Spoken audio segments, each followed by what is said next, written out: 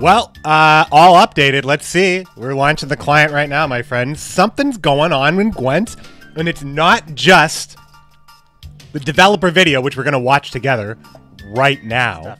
The Way of the Witcher. Learn more about the latest expansion with another 70 cards, just like Master Mirror. But there's more. Wow, there's actually... Whoa, this is fucking cool. Hold on, what is all this shit? Way of the Witcher combo offer. Extraordinary pre-order. Alzur's pre-order. Okay. So, clearly, today, there has been an announcement. The Way of the Witcher will be the new expansion for Gwent. Finally, a Witcher-themed expansion for the Witcher card game. I can't believe I'm saying those words, but at the same time, I can't believe I haven't said those words earlier. But that means that we are going to get an exploration into the history of Witchers, and that's dope. 70 cards, 100 cards, 50 cards. It's just going to be good. 70 cards is the number, though. Would love to know what you think about that. So if you get the pre-order pack, you can go ahead, pay the big money. That's $65.89 Canadian over here for 25 premium cards, or premium kegs, sorry. A new board, Alzur's Laboratory, which can be used right now. That's cool. A new card that can actually be used in-game right now, which we'll look at in a second. So what does this offer? Now, this is 20 bucks if you're in Canada. The Way of the Witcher shape-shifting card back. Depending on what faction you play, the card actually changes. That's actually pretty cool. Oh, that's pretty cool. Oh, but it also comes with 10 levels boosted in Journey.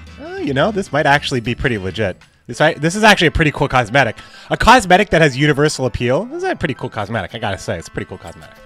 Now, if you want to spend $72.49 Canadian, you get both of those things, and you also get to call yourself The Witcher. I attempted... Oh, I did. I got this for you. Here, hold on. I did draw this. It's not good. I don't think I like... This one didn't turn out as well as my other two, but it was requested by the chat that I draw the Gale. So here's the Gale. As I...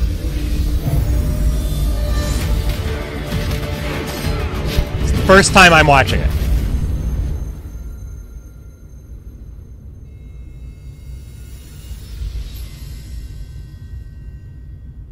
Hey everyone, and welcome to our first developer update of the upcoming expansion, My boys. Way of the Witcher. Now, my name is Ryan, and together with the help of some amazing people, I will be guiding you through the upcoming weeks, which will be filled with the freshest of leaks and the most revealing reveals. Now, today, I'm joined by no other than the famous Triple Ointment prodigy and ex-pro player now turned developer. It's Malegian. How are you doing, my friend? Hey Ryan, thanks very much. Thank you very much. I'm very excited to share the new expansion with everyone. This is the first one that I worked on, so it's also very special to me, and I think it's very, very exciting. So I'm great. I'm really, really looking forward to what the following weeks will bring. Great to hear. I think some people will be excited what kind of touch you've given these new cards, and maybe they can spot your ideas as well. But maybe not everyone has seen the trailer yet, and it is also, I think, a masterwork when it comes to our video production team. So why don't we just watch it one more time together? Your most serene majesty, we find ourselves in a world turned most foul. A world filled with innumerable horrors, monstrosities that prey on the meek and mighty alike. 'Tis truly a wretched scourge born of nightmares. Yet it need not be so. Freed of the fetters of the spineless council, we can create something new. Hunters of exceptional strength, speed, agility. Equipped to overcome absolutely any foe. Bards will toil to do justice to their feats. For sometimes one needs a monster to slay a monster.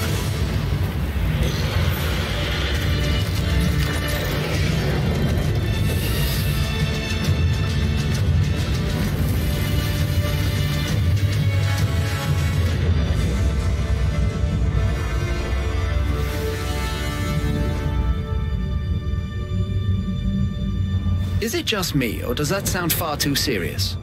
Once again, from the top! Ooh, alright. I am excited, and Way of the Witcher is coming. Sorry, I just need to pause. I have been covering this game for a while. I have seen Dettlaff come. I have seen Radovid return.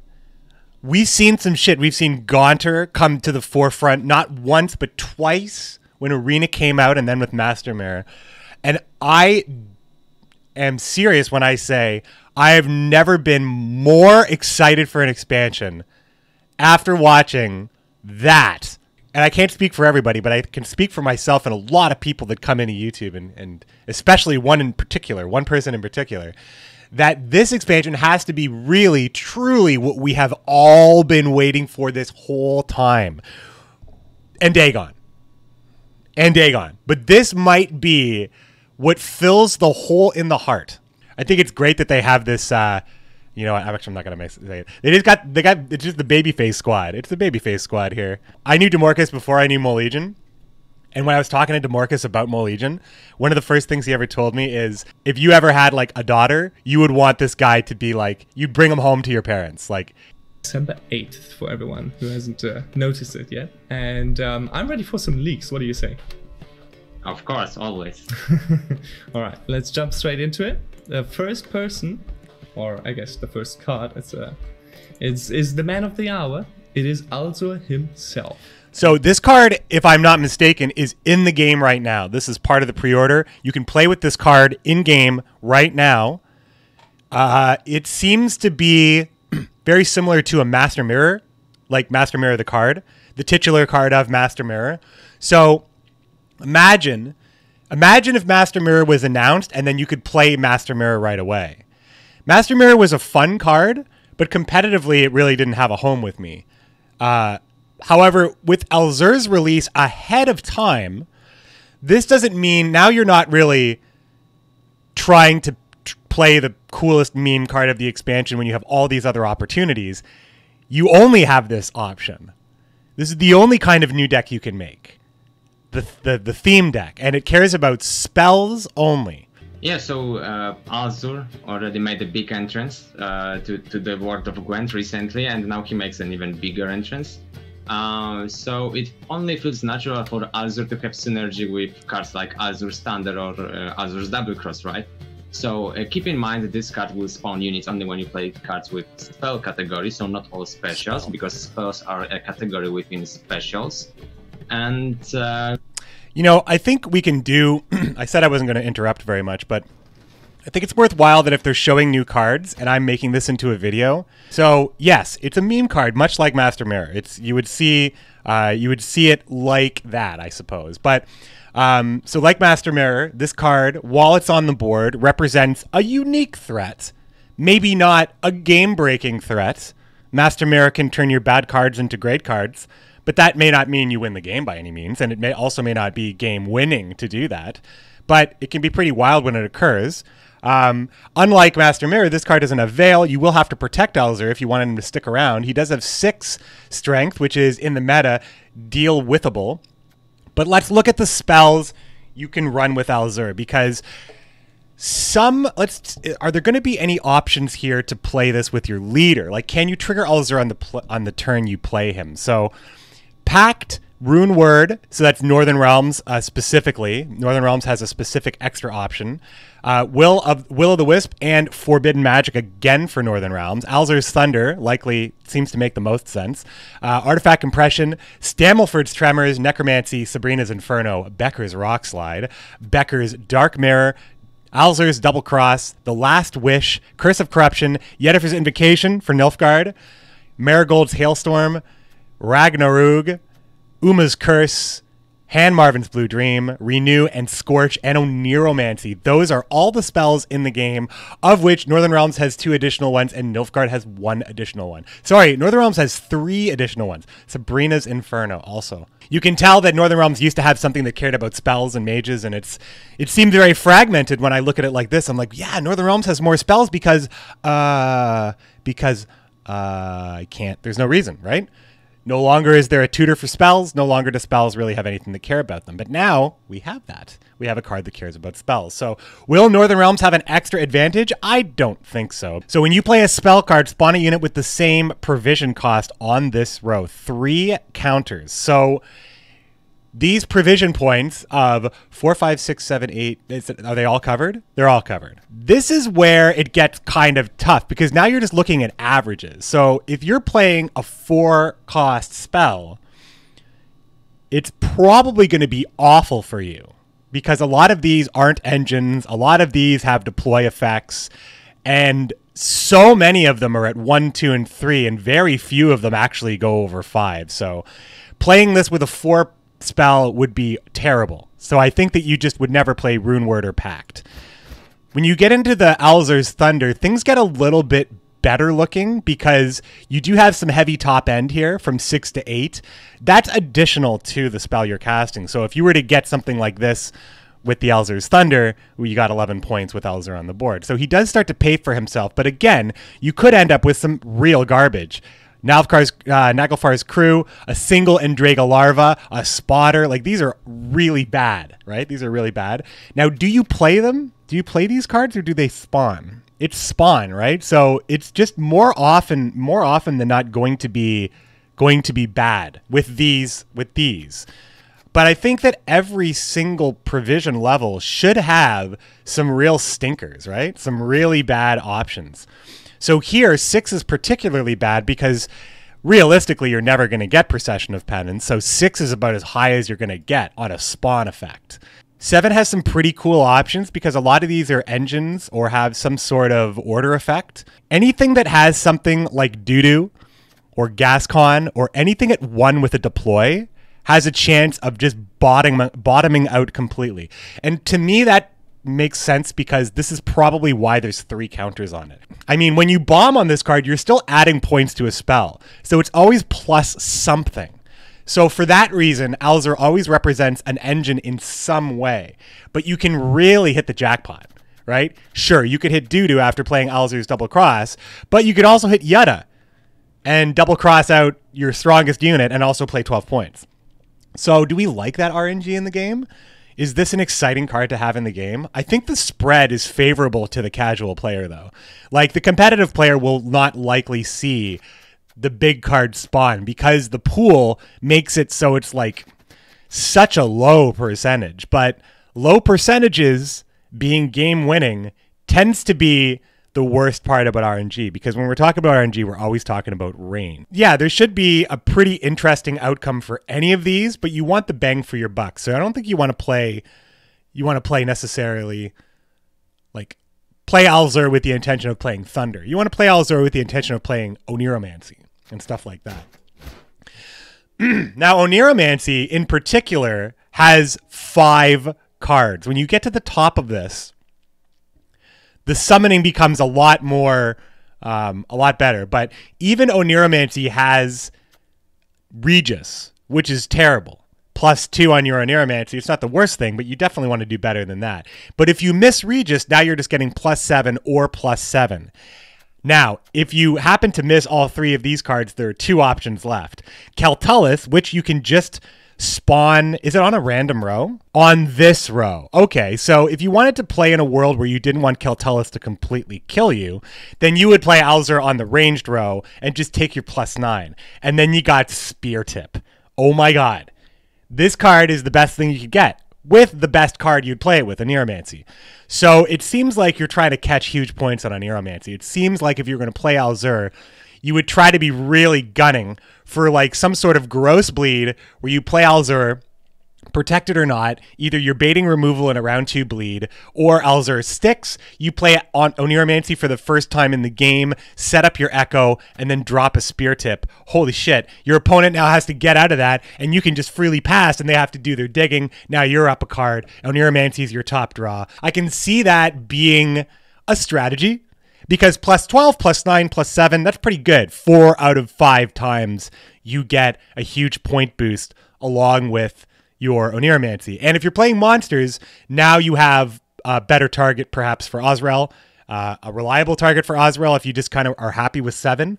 But 1 out of 5 times, you're going to hit, 20% of the time, you're going to hit Regis, and it's just not going to be as devastating. But if you play it in a risk-free position, you know, this could be really cool. On the 12 spectrum, this seems pretty great because you're probably getting, well, these aren't engines, but they're still plus. I feel like +6 is pretty reasonable if you have an effect on the board. +6 on an engine is like nutty, right? Just nuts. But you do have stuff like Philippa. You do have stuff like, well, Sayana actually would be crazy to get. But you do have stuff like Vernon, Tin Boy. But not all, and I guess Dandelion would be an awful one to get too. But this feels better than if you were playing Scorch, that is. Like we're saying that everything is represented here. So if you were playing Scorch, what was the spell at 11? Uma's Curse? Uma's Curse is the spell at 11. So what's the 11 spread? Because I feel like that might be the most fun thing to do. So there's some good stuff. Armor, Falibor, Villain Trettenmirth, Professor. These are all +6. There's new you can get Alzur twice. I suppose Gula's all about potentially doing this. But 11 gets pretty gross.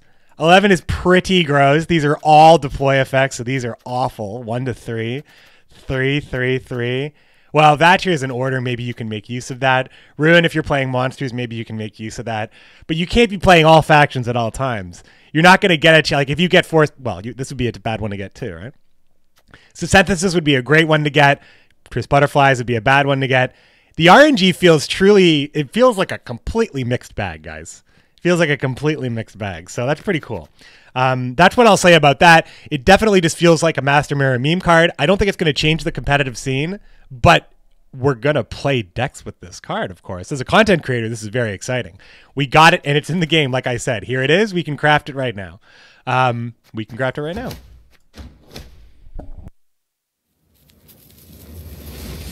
There he is, Lorenzo.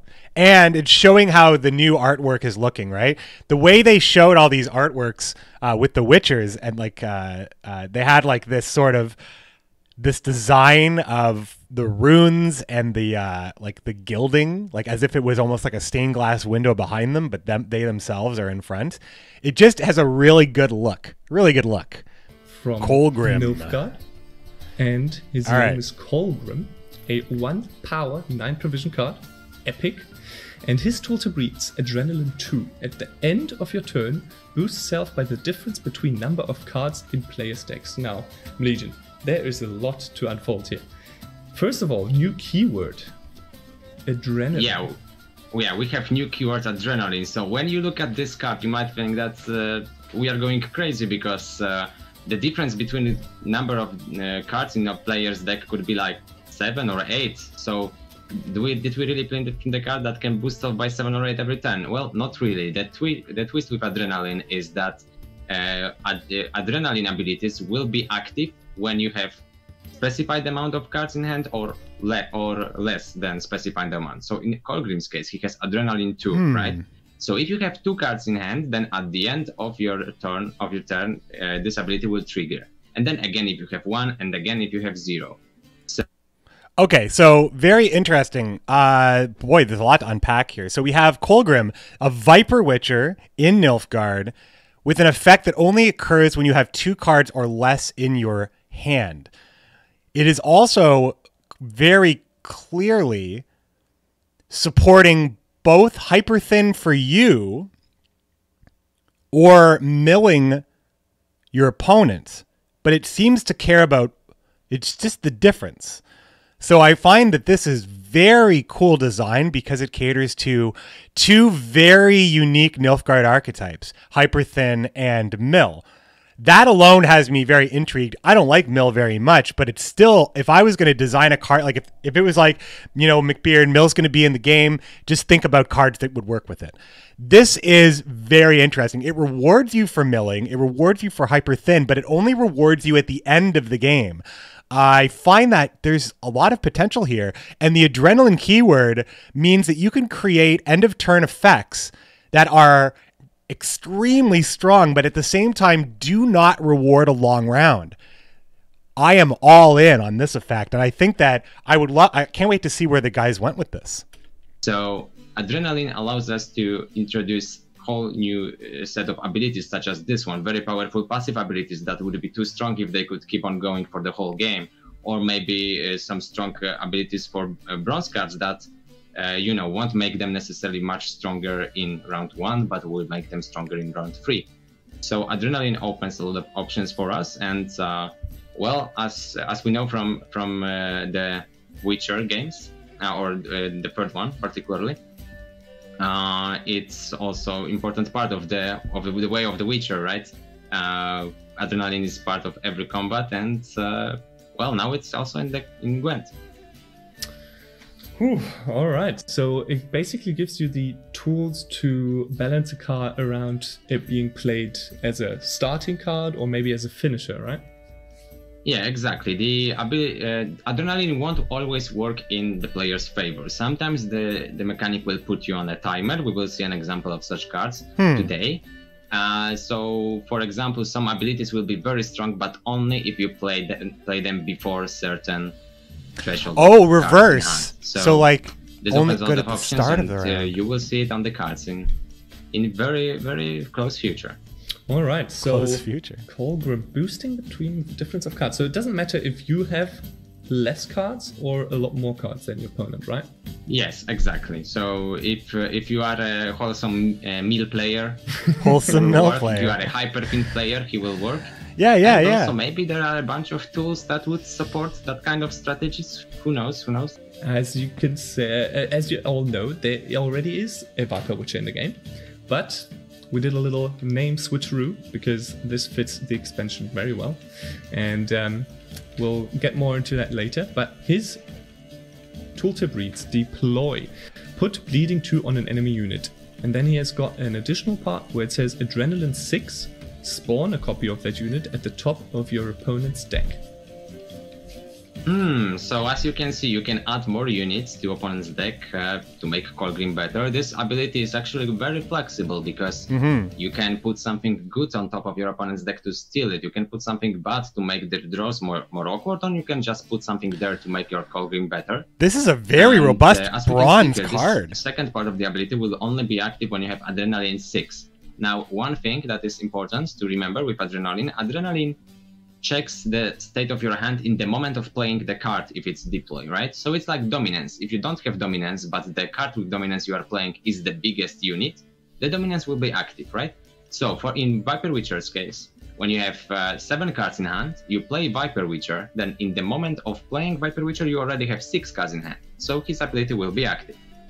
And this is quite simple. It works exactly like dominance, as I said. So it will be just something to get used to. But yeah, this is how Johnny it works. Bossy, In the first 3 point. plays, Viper Witcher will be just 4 points, keep to bleeding, but he unlocks a whole new ability when you have less than that. Seems like it copies. Also, Yeah. maybe let's talk a little any bit card. about the name change. Yeah.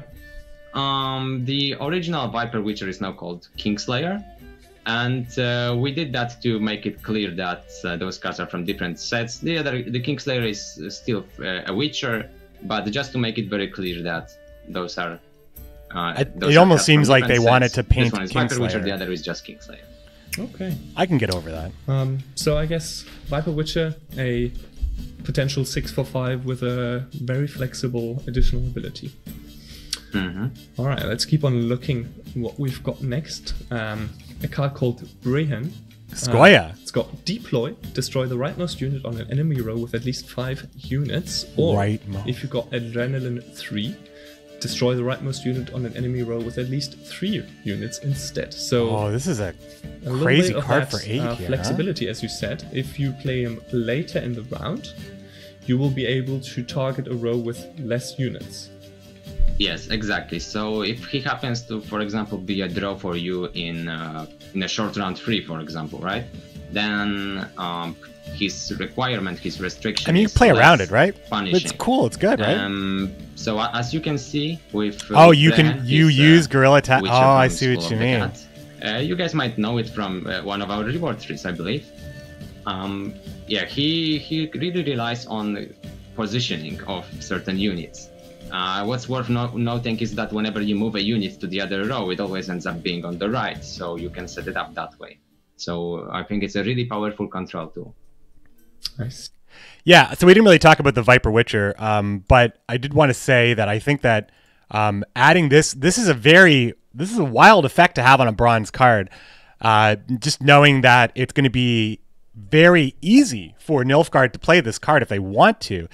The fact that it's spawning a copy of a unit on the top of the opponent's deck, that is very flexible. Like Malegian said, you put a good card on top of the deck, then Cantarella can just take that. So this is one of those cards where the existence of the card changes your perception of what to play, even if your opponent isn't playing it. So do I want to play a bad card right away when, well, it's only at Adrenaline 6. So the Viper Witcher can only start putting on stuff on top of your deck when you go down to 6 cards, which means that in round 1, you have committed to the round a little bit more.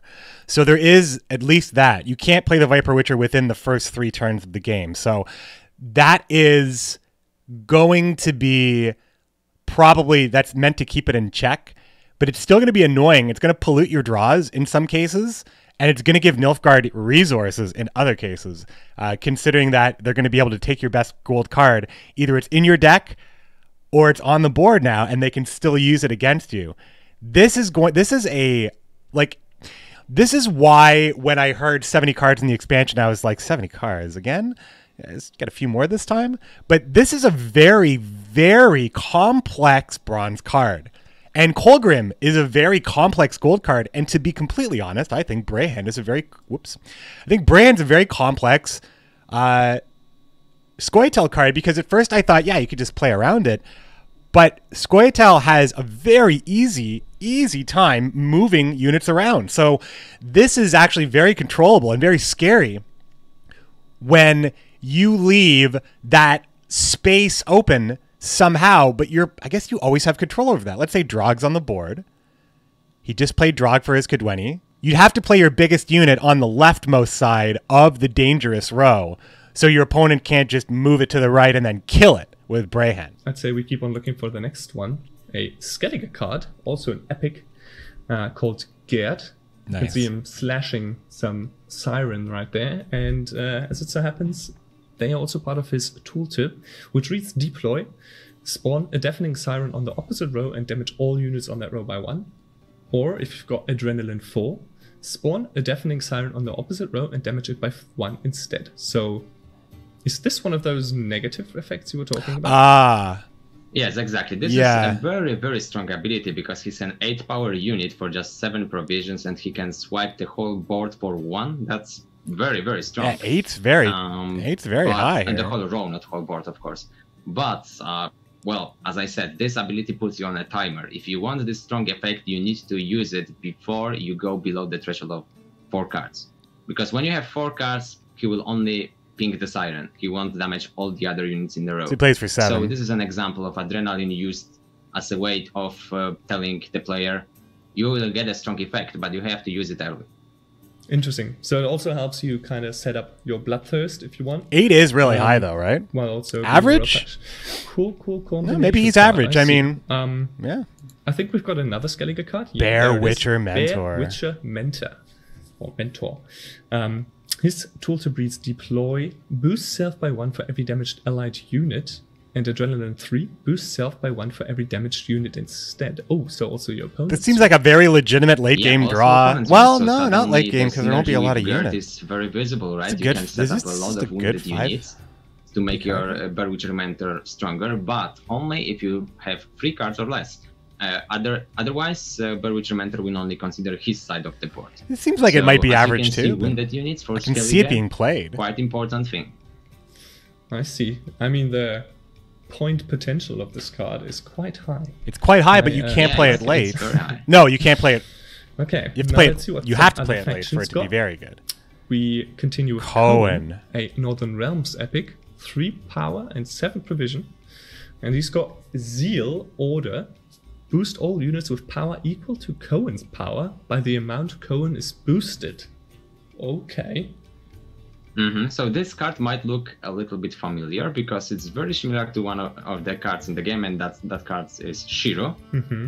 Shiro will destroy units with a reverse his power, Coin is a little bit more, let's say, defensive option. Gotta set it up, but allows hey, you to that's boost fine. your units, but also the opponent's units. So you have to keep in mind that Cohen's the power. opponent has units on specific level. You would like to avoid that level.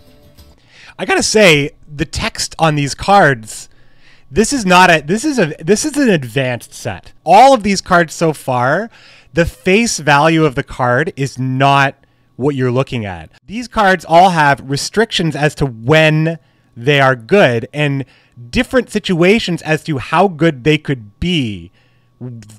Like compared to like their floor and the ceiling is much more blurry because of adrenaline. It's when you play them, what they can do when, what they can do if you've set up, what they can do on a certain board state, what they can do if you plan ahead, or if your opponent, this is a card that it looks like you're punishing more, like this is going to be a punishing card, but and then we have this card here, this and then the Bear School Mentor. Again, there is a lot happening with this card. These are not simple cards. None of these are Carrick cutthroats, you know, like they're just not that simple. There's a lot of different values. These cards can hit for almost any number on the spectrum.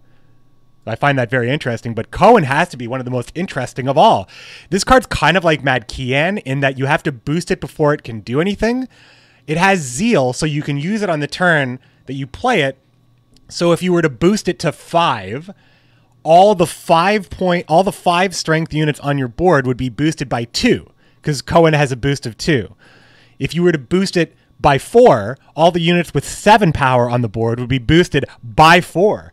So it double dips, but only if you have the board to support it. So this is a very interesting Uprising card, because Uprising allows you to smooth out like all the units on your board. But there is a lot happening with this card. You can use you can buff cards in your deck with Pincer Maneuver. But that still means that it gets, the more you boost Cohen, the harder and harder it is to take advantage of his effect. So there's always going to be this sweet spot of like 5 or 6, right? Really cool card right here. A Northern Realms epic. Level, you would like to avoid that level. And well, if you manage to get a lot of units on the same power, like maybe with King Belahun, for example, right? Belahun, yeah, that's a great you example. Can get everything to 5.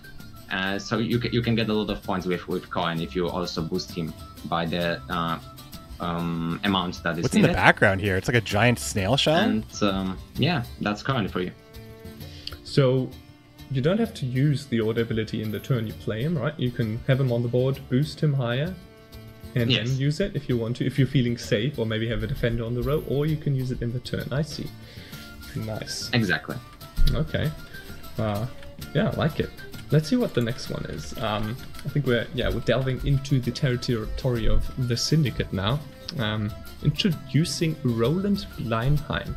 Whenever a unit is poisoned, gain 2 coins. Adrenaline 5.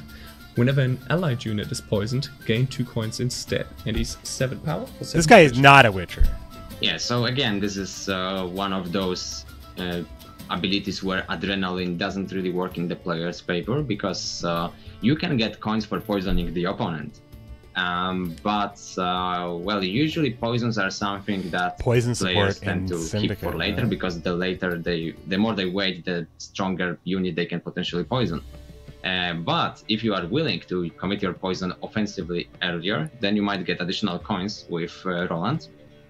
Otherwise, if you go below that point of 5 cards, You can still only get the points, but poison if you your poison own allies. So, speaking of poisoning allies, maybe we should also get to the next card. The next card being Wow, this artwork is Salamandra gruesome. Abomination. Ooh, look at that card art. Ay. I don't want to come near that thing. Very disgusting. Yes. And yeah, you said there was some So, self-poisoning, abominations, Salamandra. What I like what they're doing here with Syndicate is that in a Witcher expansion, you have 4 factions that actually will have Witchers, probably. Like, Monsters isn't going to have Witchers, and Salamandra were trying to make Witchers. So, So Syndicate has the failed attempts at creating Witchers on their side. That's actually, like, lore-wise gruesome and really great, and really I feel like separates this as a non-human faction. Like you have humans, but they're the monsters of the human race, and that's what Syndicate really represents. And I think that this is absolutely grotesque and beautiful. I mean, I want to hear them talk about the card, but I also want to read the text now that's on my screen. Tribute 1, Poison Self. Whenever this unit is poisoned, it boosts itself by 2. Adrenaline 4, Purify Self. So when you poison it, it will continue to boost itself, and you can continue to poison it if it's late game. Also, this card in Bleinheim coming down at a pretty high base strength. 5 for 5 here, 7 for 7 on Bleinheim. So Bleinheim wants you to poison aggressively, but if it's later in the game, you can only poison defensively, which Syndicate has had a number of cards in that have never really had, you never really had an archetype. You've had Kalkstein that can purify your own units. You have a lot of cards like, what is it, the Fistek Trafficker that poisons your own units, and things like that. So whenever any unit is poisoned, so if you play Bleinheim, it doesn't matter how many cards are in your hand. If you're playing self-poison, you're getting coins back each time. So there's already a lot of cards that care about that, but it looks like you're getting some real support for self-poison, but it also will always work for offensive poison if you care about poisoning units. So these might be some pretty scary cards, because when you're talking about poison, you're talking about control, you're talking about removal, and when you're talking about removal, you're talking about what you have left over when you take away your opponent's units. Traditionally, control with low strength units eventually might run out of steam, but if you're playing control with high strength units, the opponent's desolate board, you got these skyscrapers left over. Sometimes it's really hard to come back from that. So we'll have to see if these giant cards here that can get to potentially very high values, when you are doing poisoning as well, this could be really interesting. Let's hear him talk about Salamandra Abomination. One of the cards that really wants to get poisoned. We have some of such cards. I think only one actually in the game right now. So Salamandra Abomination is another one that works in a similar way. We have also a Tribute, which I'm sure players who like off the books leader will appreciate. And right. Yeah, Tribute 1 means Tribute 0. You actually can keep poisoning this unit over and over again, and it will be pretty safe because it will never be killed by the poison, at least not in a single turn. Well, as you can see here, when you have Roland and Salamandra Abomination, you can get 2 coins and 2 power every time you poison Salamandra Abomination. So that's pretty good synergy. Well, this looks really, really strong. But I imagine that Molegion is part of the playtesting group as well. So he's always been a very competitive-minded player. So this is the first expansion I believe he's been involved in. And there have been obviously other competitive-minded players that have been on the GWENT team as well. I find that this is, again, a very text-heavy advanced card. And I think this is we're gonna have to see a lot of build-arounds for this. I think people might have noticed that we didn't introduce any monster cards so far. And maybe we can assure the people that there won't be a Witcher or a Way of the Witcher for monsters, but you can be assured that they've got some tricks up their sleeves and some creatures you also don't want to really meet. You'd imagine monsters would have the coolest cards. My favorite card, actually. The things that the Witchers card actually is from monsters. I think my favorite card of the set. So, yeah, we'll have to wait a little bit, but they will come. Don't worry, and they are cool.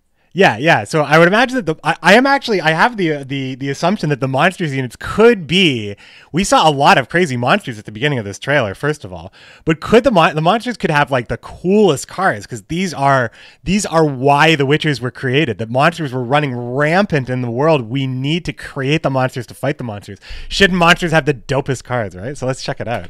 Hopefully we get to see some soon. Now, I think Jason also mentioned it already. We have patches on draft mode? This time around, compared to the old arena, we want to really keep evolving this game mode and keep it fresh, keep it up to date, keep it balanced, and introduce new things. Alzur already joined with some other mage combination cards, so new buckets. Maybe try out a new draft mode run if you're feeling like it, and we'll definitely see you soon. Thank you so much for watching, and have a wonderful week. Oh, see ya. And thank you, Molegion, for joining me. Hope you have a wonderful This is a great trailer, guys. This is a great trailer. See you soon. Yeah, the art for this expansion is Not a single thing. No, it's all good. It's all good. Once again, oh, is it only draft mode patch notes? There's nothing else? New rivals. New card added. Alzur. Mage's package is now a tribal package. Alzur is added as a core card. Mage's package and special packages. Triss Telekinesis added to Mages. New Witcher Trio Wombo Combo.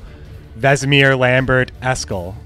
Departures. Elves is not a tribal package. Shaelmar is removed from Create. Gels removed from Wild Hunt. So the problem that I had with draft is that I really only ever had two choices because the third choice was always like something I couldn't use or coins.